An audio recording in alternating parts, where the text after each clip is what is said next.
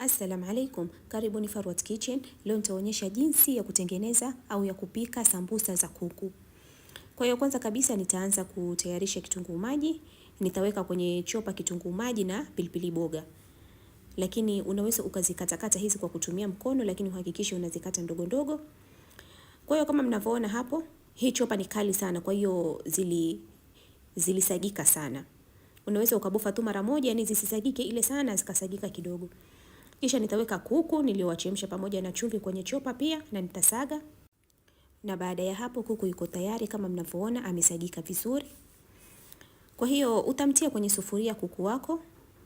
Utamtia kwenye sufuria, alafu utaweka kitunguu saumu na spices, utaweka pilipili manga ulioisaga, bizari nyembamba, mdalasini na pia utakamulia ndimu kwa ajili ya ule ukali. Kisha utampika kuku wako kwa kama dakika moja hivi, na baada ya kupoa utakuja uweke kile kitunguu maji na pilipili boga ulizozisaga pamoja na tangawizi pamoja na dania. Utakoroga vizuri kama hivyo. Na baada ya hapo tayari kufunga sambusa zako. Kwa hiyo utafunga kama hivi mnavyoona, na utapaka unga wa ngano ulioukoroga kwenye maji ili kushikanisha sambusa zako. Kisha utaweka nyama kwenye sambusa na ufunge kama mnavyoona.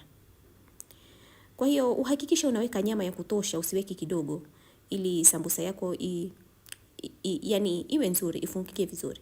Kisha utafunga kama hivi na uhakikishe hakuna tundu kwenye sambusa yako kama mnavyoona hivyo. Kwa hiyo utaendelea kufunga sambusa zako mpaka nyama yote iishe, na baada ya hapo unaweza ukaziweka kwenye freezer kwa ajili ya kuchoma baadaye, ama unaweza ukazichoma hapo kwa hapo. Na uhakikishe sambusa zako unazitia kwenye mafuta ambayo kwamba hayajapata moto sana ili zisifanye pele. Na baada ya sambusa kuiva utazitoa kwenye mafuta kama hivi, na sambusa ziko tayari. Kama mnavyoziona, yani hizi sambusa ni tamu sana. Kwa hiyo nitakata ndani muzione zilivyo. Ndio kama hivyo mnavyoona. Asanteni sana kwa kuangalia video hii, tafadhali msisahau kusubscribe. Kwaherini.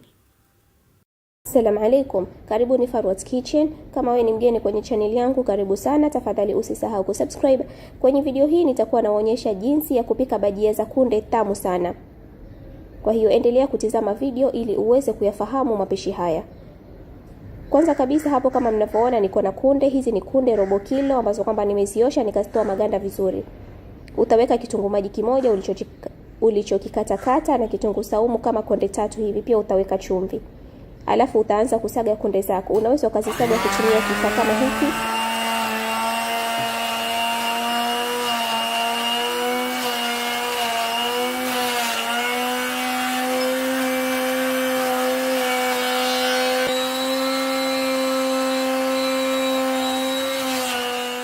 Na baada ya kunde kusagika vizuri, utakuja uweke majani ya limro, dania na pia pilipili boga uliokata ndogo ndogo. Na pia unaweza kuongezea manjano kama utapenda na curry powder. Alafu utachanganya vizuri, na baada ya hapo hizi kunde ziko tayari kuchoma.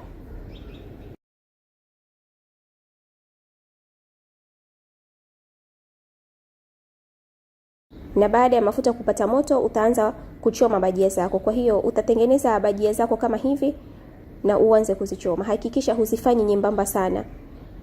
Zinakuwa tu size ya kiasi. Kwa hiyo utaendelea kutengeneza kama hivyo ukiendelea kuweka kwenye mafuta.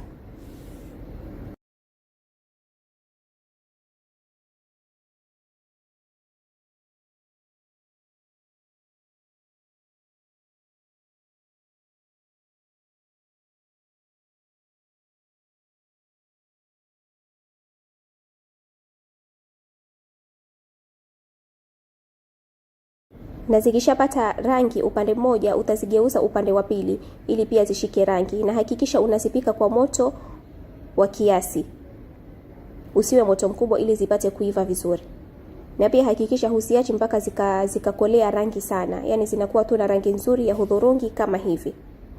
Na baada ya pande zote mbili kushika rangi nzuri, basi utazitoa kwenye mafuta na tayari kuandaliwa.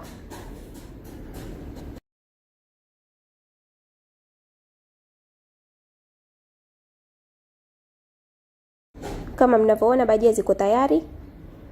Ndivyo kama hivyo mnavyoziona. Unaweza ukaziandaa kwa chatini, ukwaju ama pilipili aina yote ambayo kwamba utapendelea.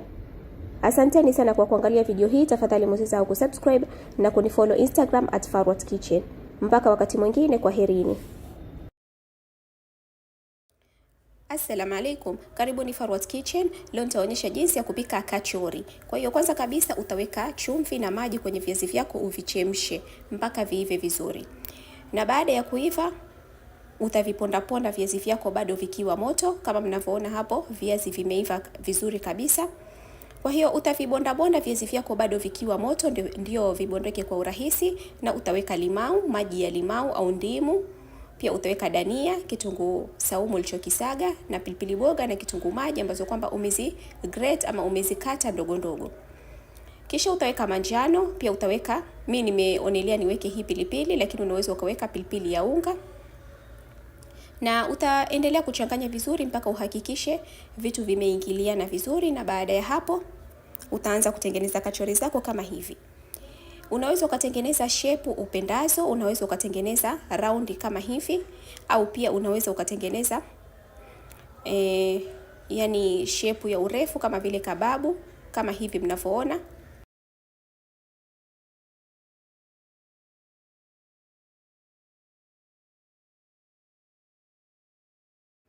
Na baada ya kumaliza kachori zote utaziweka pembeni, kisha kwenye bakuli utaweka unga wa ngano manjano na majani ya limro pamoja na chumvi, uweke na maji, uchanganye vizuri. Unaweza ukaongezea na unga wa dengu kama utapenda.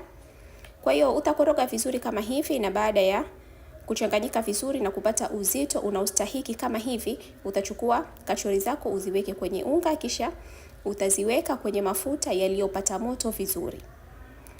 Kwa hiyo utazikaanga kachori zako kama hivi, na baada ya kuiva vizuri au baada ya kama dakika 2 hivi au dakika 1 utazitoa kwenye mafuta na tayari kuandaliwa. Unaweza ukaandaa kachori zako kwa chatini au ukwaju. Kama mnavyoona hapa kachori ziko tayari, kwa hiyo nitazikata mzione ndani. Na kama nilivyotangulia kusema, unaweza ukaandaa kwa chatini kama hivi na juisi yako pembeni. Asanteni sana kwa kuangalia video hii. Tafadhali msisahau kusubscribe. Kwaherini.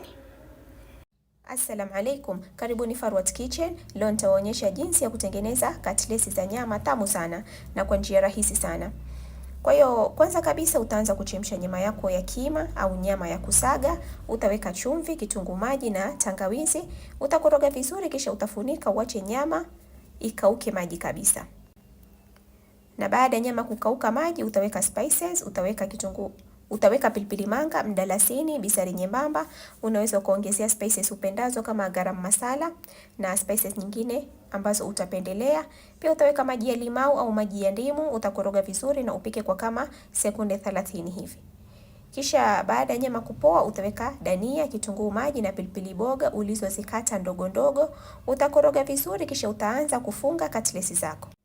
Hapo niko na viazi nilivyovichemsha kisha nikaviponda ponda kama hivyo. Alafu pia niko na unga wa ngano, hivyo viazi nimevichemsha pamoja na chumvi. Unaweza ukaongezea manjano hapo wakati wa kuviponda ponda. Pia nimeweka ndimu kwenye hivi viazi kwa ajili ya ladha zaidi. Kisha utaanza kufunga katlesi zako kama hivi. Utaweka nyama hapo katikati, ufunge vizuri, uhakikishe hakuna tundu, uhakikishe katlesi yako inafungika vizuri ili isipasuke. Kisha baada ya kufunga katlesi yako vizuri, utaipaka unga wa ngano kama hivi. Unga wa ngano unasaidia katlesi yako isipasuke. Kwa hiyo utapaka unga wa ngano kama hivi, usipake unga mwingi sana. Baada ya kupaka kama hivyo, nitaikukuta hii katlesi ili kupunguza unga ubaki tu kidogo. Na baada ya hapo utaweka kwenye chombo chako tayari kuchoma. Kama mnavyoona hivyo, katlesi ziko tayari baada ya kufunga katlesi zote. Na hapo niko na mayai. Kwa hiyo utachovya katlesi zako kwenye mayai, kisha utazichoma ama utazipika kwenye mafuta yaliyopata moto, na uhakikishe unaweka mafuta mengi kiasi cha kwamba ukiweka katlesi ndani inazama kabisa. Ukiweka mafuta kidogo kiasi cha kwamba katlesi inakuwa yani haijazama vizuri kwenye mafuta, basi pia huenda ikasababisha katlesi zako zikapasuka. Na baada ya hapo katlesi ziko tayari, utazitoa kwenye mafuta.